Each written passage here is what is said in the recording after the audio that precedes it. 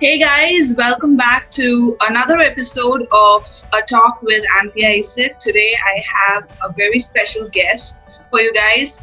She's personally my most favorite person in the planet, No, and no.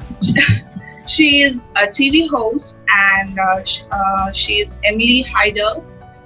She's from Atlanta, Georgia, and she's an in-host for Dodgers and Mhm, UCLA athletics. mhm, I'm mhm. not sure about much of sports oriented terms, but Uh-huh. I know that she's a very big person. And I'm glad to invite her here and hope you guys will enjoy our conversation. And I'm sure that she has so much to talk about. Welcome, Mm. Emily. Thank you so much for having me. I'm excited. First of all, you're a host, so just before you, I just hosted something. So, would Mm. you like to comment? How did I do? I thought you did really well. So I normally am not able to do really good introductions like that, so I thought you did a really good job. No, I swear you did. You did. And you did your research too. So that's the main good thing. Thank you, Emily. So, as I first introduced that you are a TV host, which is Mhm. quite amusing because most of the people admire to be a TV host.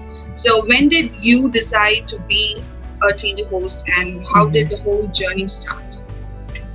So it started, I would say, back my senior year of high school when I got into the University of Michigan, and I was like, I want to do sports broadcasting. And at the time, at least here in the States, I would watch a lot of American football, and there were many women on TV that were sideline reporters. And so they would be on the sidelines interviewing the players and things like that, and the coaches at halftime or after the game. And I just liked the fact that, like, oh, she's on camera and she's asking questions. Like, that seems cool. I had no idea what it entailed, and how much hard work it really took, but to get there. But and I'm by no means at that point yet. But I just knew I was like, okay, I want to do sports broadcasting. I want to be on air, on camera. So then I went to Michigan. I immediately started working with the school TV network called Wolf TV, and I was just doing really basic stuff with like the sports side of Wolf TV. And then I started working with, I applied to like the student program called BTN Student U. So University of Michigan is within the conference it's in for sports. It's called the Big Ten Conference. And there's the Big Ten Network, which broadcasts like all the sports within the Big Ten Conference. And so then for all of the sports that don't make a lot of revenue on games, they have the BTN Student U to broadcast those games. So it's like a bunch of students like me and people maybe like 2 years older than me running, these broadcasts that no one's really watching, but it was good for experience. So I I started working with that like the second semester of my freshman year and continued doing that throughout my entire college career. Same thing with Wolf TV. From Wolf TV, just being a crew on the sports staff, the sports TV show staffs. I later on ended up starting my own TV show. It wasn't like Emily Heidel's TV show, although I did have one that was very similar at one point. It was a show I created called Wolverine Women, which was it still is existing, an all women sports talk show. And so I gathered a lot of my friends who I knew worked with the football teams or the baseball teams like I did as well, worked for BT or Big Ten, the Big Ten Student U, and just women who I knew were interested in sports broadcasting, but didn't have a way to like come together about it. So it was kind of like, women who would come in who wanted to be on camera, who didn't want to be on camera, and there was a rotating thing. And because I worked with the baseball team and the football team and BTN, I was able to work out a sort of relationship with the athletic department where they allowed the first show. This was the first show where they allowed student athletes to come on the show as guests. So that was a really big deal in my junior and senior year of college, especially my junior year, because there were times I would skip class because I would have to finish writing a script for the show later that night. But the thing is, like I said, I wanted to be on air, and But everyone else wanted to be on air too, and it was my show. I had to be responsible for running it. So sometimes I would have to be like, okay, I can't be on. Most of the time it was not on air. It was about producing it from behind the scenes. So that's kind of where I got a lot of production work. And then from there, I had a lot of I had internships in between school years at like news stations, CNN, Fox News,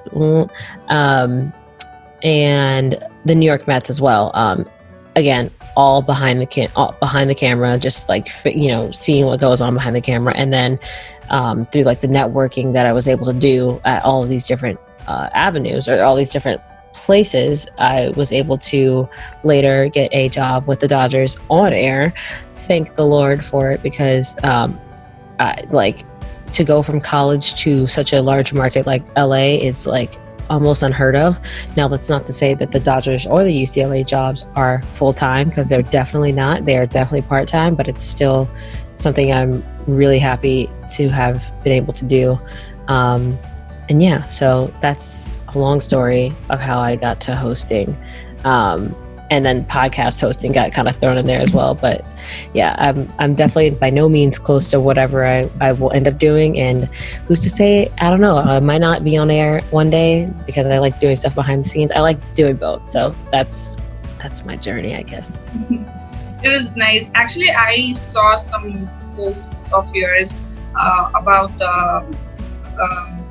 wolf women thingy that you told me. I did see some of the clips where you were having your own fun. Oh, thank you. Personally, I would prefer you to keep on podcasting, because I have myself, I'm a big fan of your voice, and also the way you take the episodes. And some of my friends also told me that you have such a nice voice. Oh, thank you. I was gonna say, and I know you've been asking about it, but like I'm finally now realizing like I do need help with podcast, the Believe in K-pop podcast. So I would love for you to actually, if you want to, help me host it, because I feel like you would be really good at it. If that's obviously only if you want to, but I would love your help. I know you've asked. I know this is like totally off topic, but anyway, continue. Thank you. So as you were telling me that the whole journey just showed how you are multitasking and you juggle a lot of things. And personally, you know me and I know you, so we juggle a lot of careers together. So how do you actually manage all the work pressure, and how do you manage the whole stuff? I wish I could say I have a routine, because I don't at all. It's really just getting it done as it goes along. Some days I'll try to have like a to-do list, and it stresses me out when I have to add another thing to the, like tonight I tried to make a to-do list, and I just know tomorrow morning I'm going to wake up and then there's something else that's going to need to be added to it, and it's just going to and then there's things that are just important that are going to get pushed off, and they've been getting pushed off for the last like week and a half. So I kind of get things done, I guess, by urgency. If I can put something off long enough, then, you know, that's what I'll do. Procrastination is also something I'm really good at. But how do I juggle it? I really don't. I guess I do it by urgency. Seriously, like if there's something I need to research, like because I have an interview that, you know, the next day, then I'll do it. Like I'll put everything else off so I can research. Or like if there's an urgent email, like you know, it really is based on urgency, and you know, there's no schedule that I have. But I try to be organized, but it always fails. Yeah, I can actually personally relate, because I have stuff written, and at the end of the day, most of the work will be unticked. I would have written 10 things, but I would have just finished 2 in the end of the day. Exactly. And again, the necessity and the urgency comes. So I can truly understand that. Exactly. So, you know, like being a TV host, what is the best part of being a TV host? I would say the best part is, one of my favorite parts is, you know, well,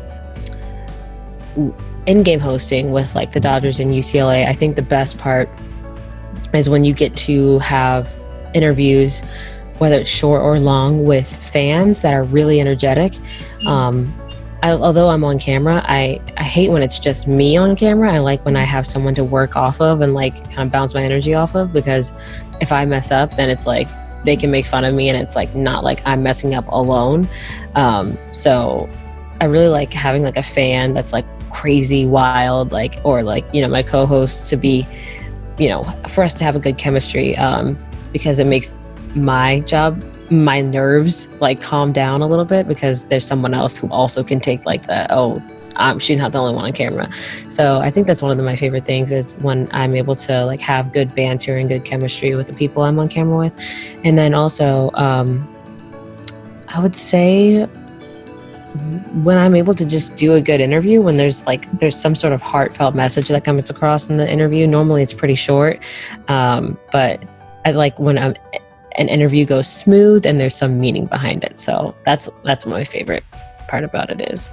So is there any unforgettable moment you met your favorite players or someone? I mean, there is one moment that I'm sure many people who are watching this could probably relate to, because I'm sure they're also K-pop fans themselves. But when NCT 127 came to Dodger Stadium last May, that was like, wow, unreal. It was, well, okay, no, actually I'd say I have two moments. One was when NCT came, because it was just, that was honest to goodness, like all of my coworkers were like, I've never seen you that hype for an interview before. Normally I'm very like, I could get like excited, but I'm not very animated. And they were like, whoa, like you were like, so the one thing that's interesting is for sports, at least, there's like, for baseball hosting, it's very not chill, not mellow, like you're still energetic, but you're like, it's a baseball game, so you're not like in your face. Then there's like hockey, there's like, it's energetic, but you're not like in your face. And there's basketball, it's loud, you're yelling, you're screaming, you're like in everybody's face. Like, so I have a little bit of trouble getting hype and like excited with basketball, because it's just not how I'm not naturally a hype, energetic person. Baseball is a little easier for me, and even sometimes my boss will be like, your voice is a little monotone, you need to pick it up. And so when NCT 127 came, they were like, were you in a basketball arena? Because you were just like yelling, like you were, and it wasn't because I was nervous or like really like I was excited, but it was just like I felt like, obviously I knew who all of them were, and I was like, wow, okay, I know your story, like whatever. But I was looking out into the stands and I saw like a bunch of citizens, like a bunch of fans, and I felt like I saw myself out there. So I felt like, wow, this is weird. And so I felt really comfortable is what it was. I think that's one thing I really like in every single interview, and it doesn't happen in every single interview, but having it be a comfortable interview, whether it's like, you know, me like seeing the fans and be like, yes, like I can hype up the citizens, or like seeing, you know, being comfortable with the material I'm doing, you know. So like, for example, with the Dodgers or UCLA, like sometimes you're given an interview like a day before, right? And it's about a topic you know nothing about, but you have to interview a person for 2 to 3 minutes in front of an entire stadium. So it's like, well, okay, now I have to research. But like, this was a topic where I was like, I know who NCT 127 is. I know who the fans are. Like, it just felt so comfortable to me that was my favorite moment, because it was just awesome. And then also I just was really happy that it went really well. And my coworkers could see that too. And then another weird moment, but a learning moment was when, so it was Kevin Hart and Kourtney Kardashian. They came to the stadium, and the one thing it taught me was I have to always be on my toes. Like, I have to be ready for whatever, because my co-host like threw this, like pretty much said like I was a huge fan of Kourtney Kardashian, and she's standing right next to me, and I was like, how do I react to the fact that he just said I'm a huge fan of hers? And it wasn't like I wasn't a huge fan, but I also hadn't been watching her show for however long. So I didn't want to be rude, but I also didn't want to be like a fangirl. So I was like, oh, what? I don't know what to say. And this is in front of an entire stadium. And then Kevin Hart's like, oh, so are you only a fan of Courtney? And I'm like, holy crap, like, please get the camera off of me right now. So like, I think that was another moment where it was like really huge celebrities, but that was the opposite of what the NCT 127 interview was. It was a complete disaster because I just had no idea what to say. So that was a learning moment, but it was a really funny moment as well. So I'd say those are the two. The NCT 127 interview and the Kevin Hart, Kourtney Kardashian interviews are my faves.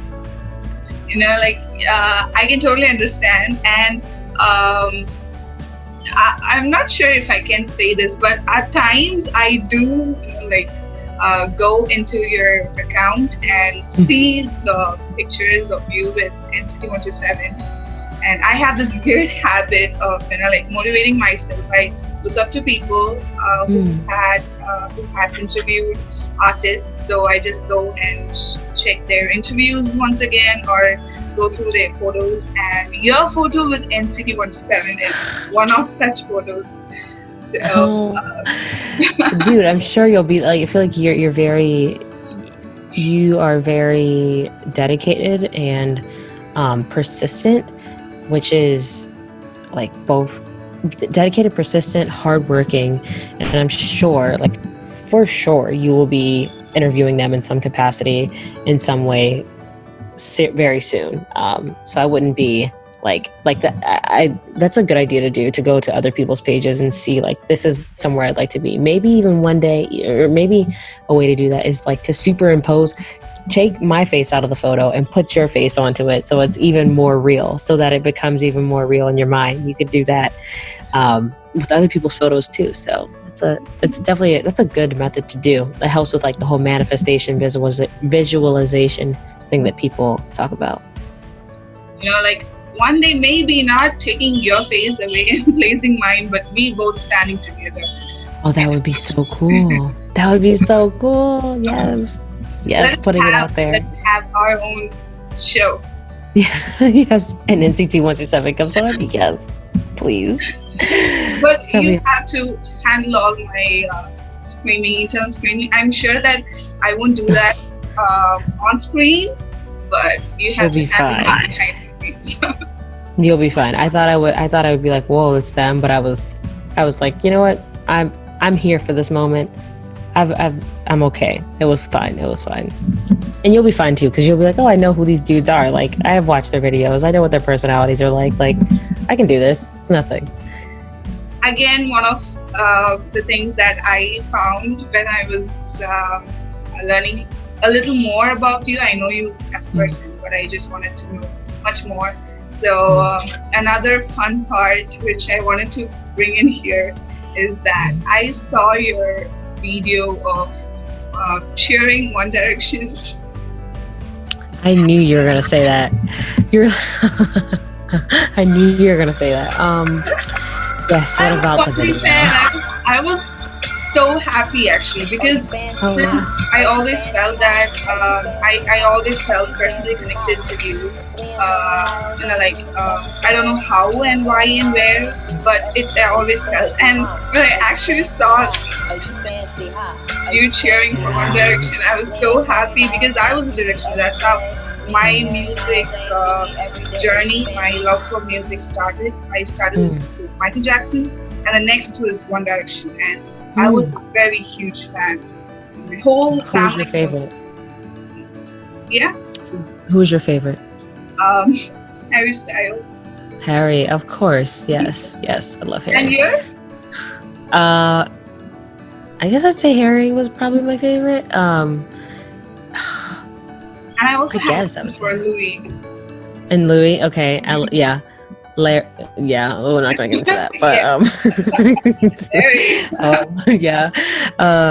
no, yeah, the One Direction. I've always been a fangirl, like Backstreet. I don't know. I never got into NSYNC, but Backstreet Boys, and then Aaron Carter, and then Bow Wow, and B2K, Jonas Brothers, Miley Cyrus, like One Direction, The Wanted, like Bieber. Like I've never not been a fangirl, so it was just par for the course for me to get into One Direction, and then obviously K-pop at some point. So cute. Oh, thank you, thank you. It took a lot of work, trying to get them to come to Atlanta. Had they ever traveled to India? No. No. Yeah.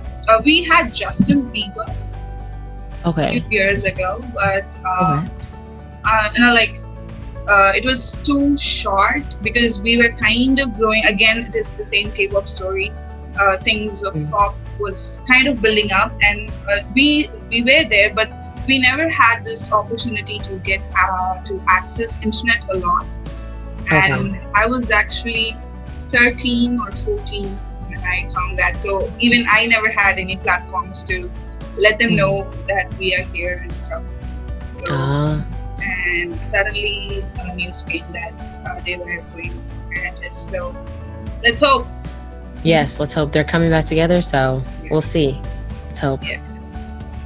So yes, so about that. So being a fangirl, I have faced few criticisms and stuff like that from my friends and even family members. So you have been a fangirl, and I think that most of the people find it kind of inferior to tell that they actually fangirl certain things.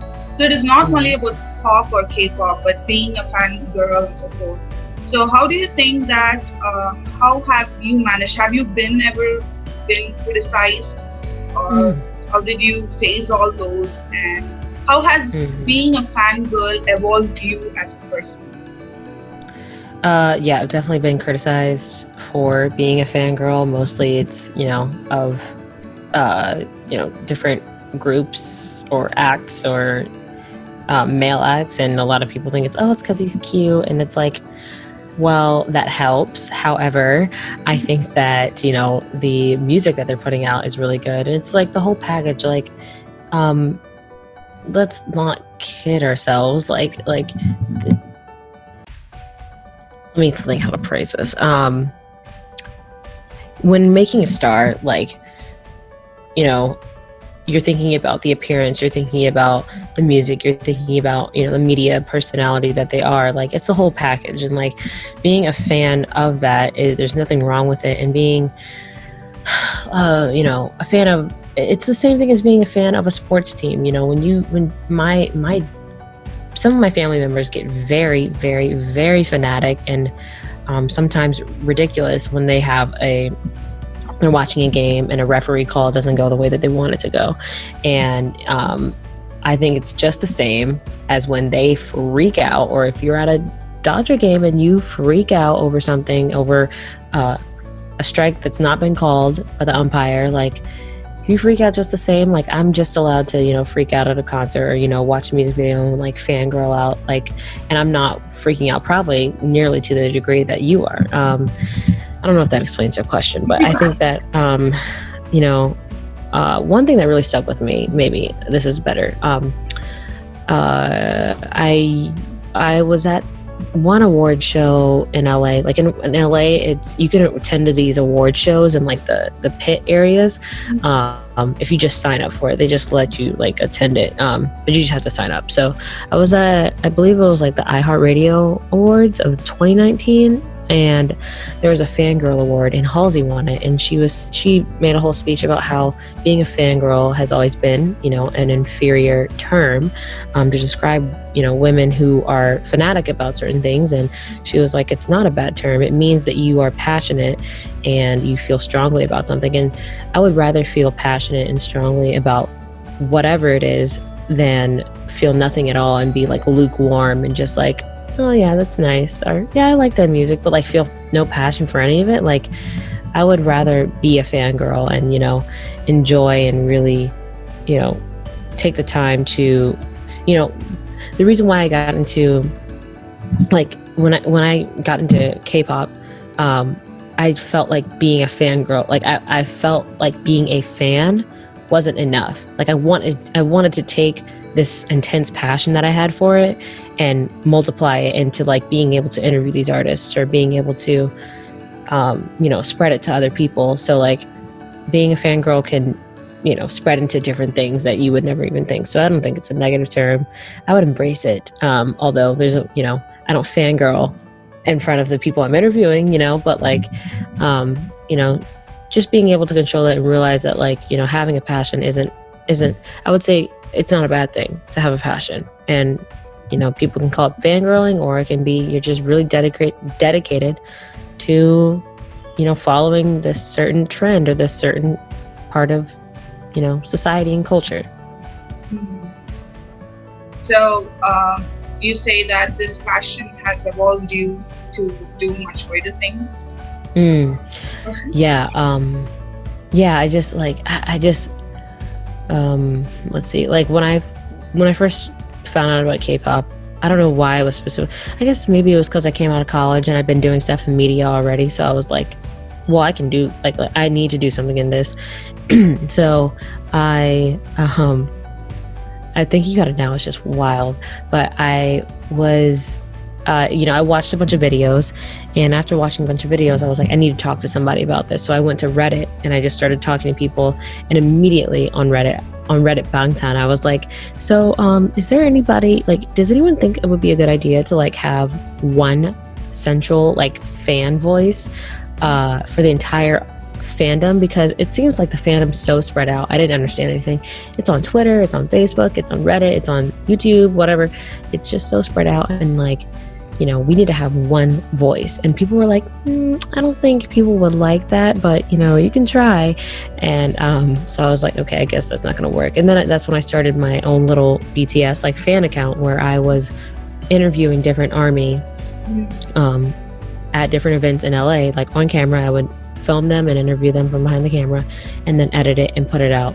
And it was like 21st Century ARMY, and then that went into doing events for ARMY in LA when BTS aren't there, like programmed events with panels and vendors and all that stuff. And then that went from that to podcasting, and then from podcasting, like it's all like snowballed. But it all started with me being like really passionate about what I was looking into, and like it hasn't waned. It's only grown. Like I'm not just into BTS, I'm into all these different groups. And I'm happy that like I did get into it very late, but I'm happy that I have so much more to go back on and learn about, because every group has its own color, as they like to say, but they do. And there's so many different things to discover. So I think that being a fangirl is not a negative thing at all. And it's definitely grown into, like, I'm moving to Korea next month. So like it's sparked so much in me. So it's not a bad thing at all. It was nice. I can relate to certain things, and I wish that we also get to do wonders just like you. Thank you. Thank you. You will. Thank you. Bigger things, I promise. So actually this whole channel, I used to give some 2 minutes talk on mental health and certain motivating stuff. So I decided to have one more question where you can share us about what is your opinion on mental health, and especially during these times.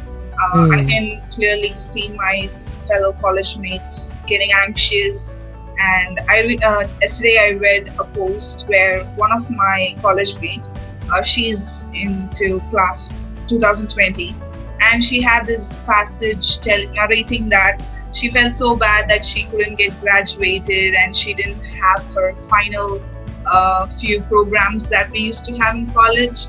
And that's when, like, I was feeling bad for the class 2020, but when I read it, it was directly at my face, because I was a year earlier, so I was kind of blessed with all things happening at peace, and I really felt bad. And that's when I understood that how impactful this period of time is for the college students. And also for people, normal people, even in normal times, we have this issue with mental health. So we can't actually give an objective answer. That's what I think. But from your side, what would you suggest, and what would you do? So and I'm not very consistent with it, but a lot of people that I know, whether it's they're dealing with health problems, they're dealing with, mental or, depression, whatever it is, anxiety, or, you might just have a big job interview the next day. Meditation helps out a lot. And just sort of making you aware of what is around you, making you really present. So I've done gratitude meditations, and I've done body scan meditations, and there's so many different kinds of meditations out there. But the main one that really resonates with me is the gratitude one, because life may suck, you might be restless, you might be like, dang, when is this virus going to end? I hate sitting in my house all day. Or I didn't get to finish my classes, like you're saying, like I didn't, this, and believe me, I can't imagine. That's a terrible feeling, and losing your job because of this virus is a terrible feeling, but these gratitude meditations, you can go on YouTube, or you can download the Calm app, which a lot of people I know are into now. You can download the Calm app or go on YouTube and get it for free. Basically, they're just 10 to 15-minute meditations. You close your eyes and they kind of walk you through gratitude. Like, thank you for the fact that I'm breathing right now. Thank you for the fact that I can see. Thank you for the fact that, even though my parents might annoy me, I have parents who are caring about me.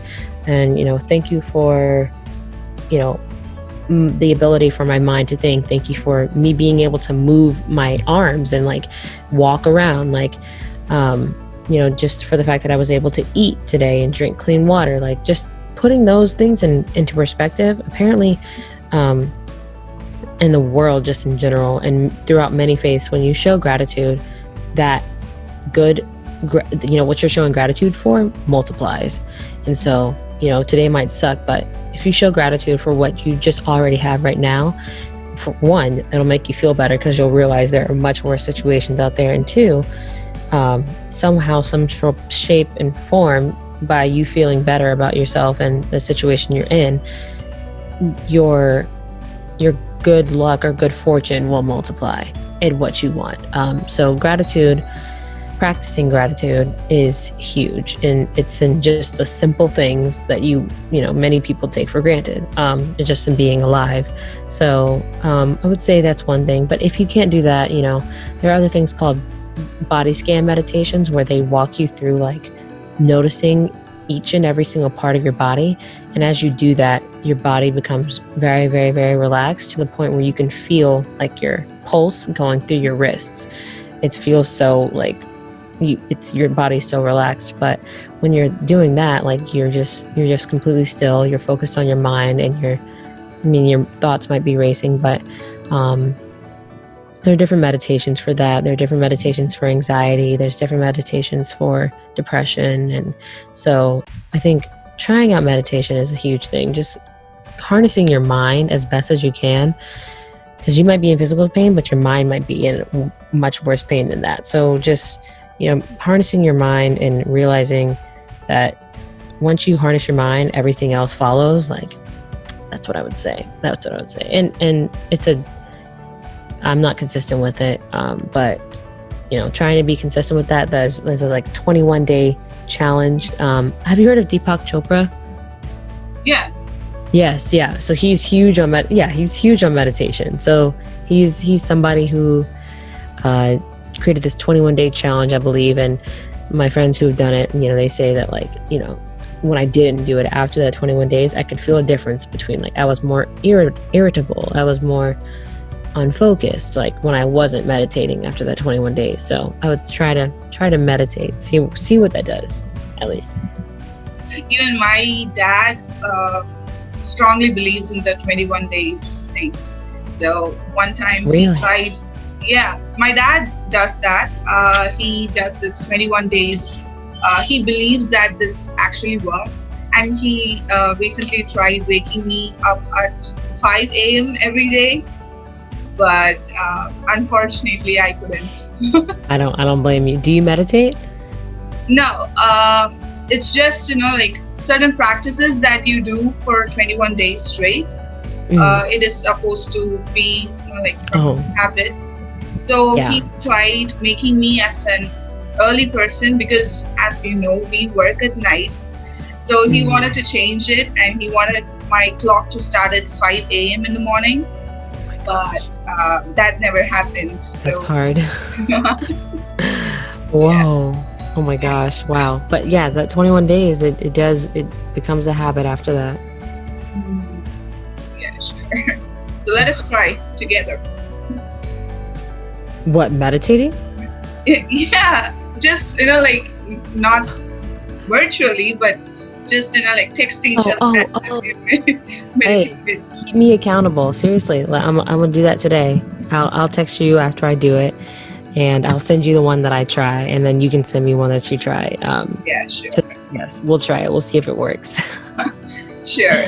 So finally, um, I know that many, like being a student and college student again, I have always been a fan of TV and standing before TV.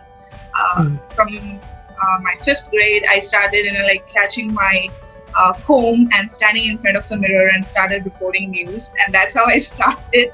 So Mhm. I'm sure that many of us students and youngsters have an aspiration to be a TV host or a person who can be a public figure. So if they would love to pursue what you are doing now, is there something they would want to prepare themselves, or is there any piece of advice you would love to give to our viewers? What you're doing right now, like starting your own YouTube channel, starting your own podcast, starting your own, you know, blog, those kinds of things. If networks and organizations are its own thing, like getting internships and making those connections through there are totally valuable, but they're established.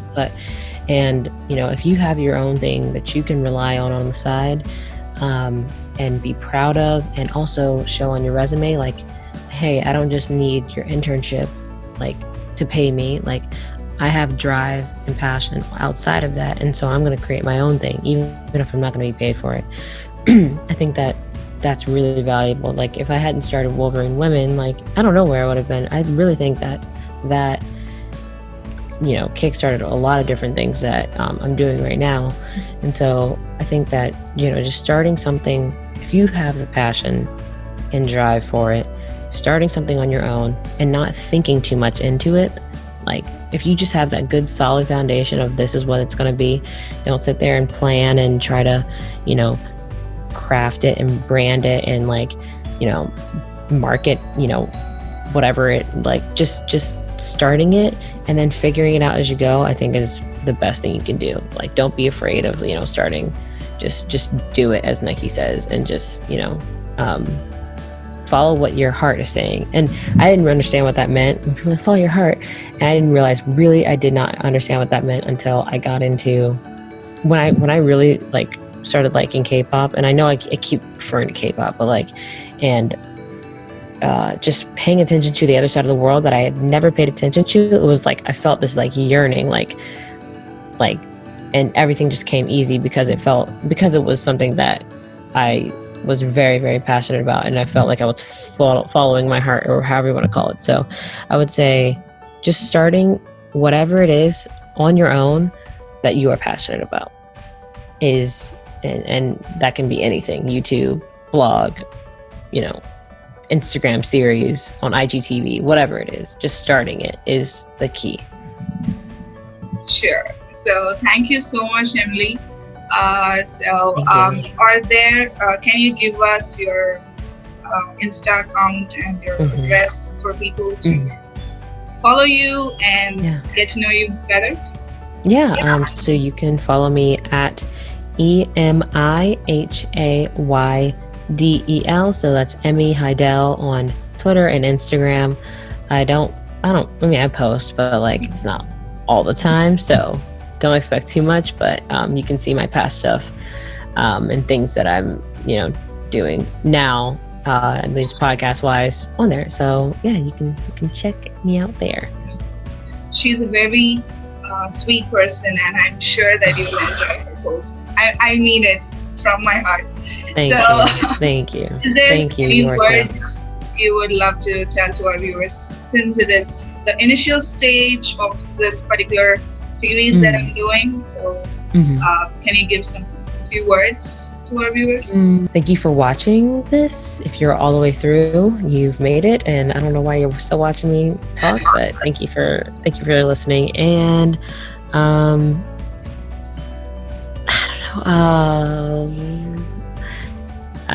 what do I want to say? I don't know. Keep doing what you're doing. Try to be thankful for every day that you have and every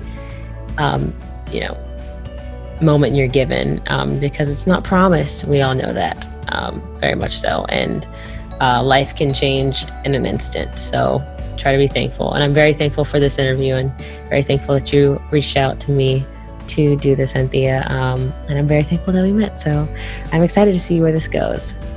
Thank you, Emily. And make sure to follow her work. And I'm sure that this interview was really exciting and you really guys loved it. So I personally enjoyed this interview so much. I laughed a lot, and I'm not sure how this video is going to turn out to be.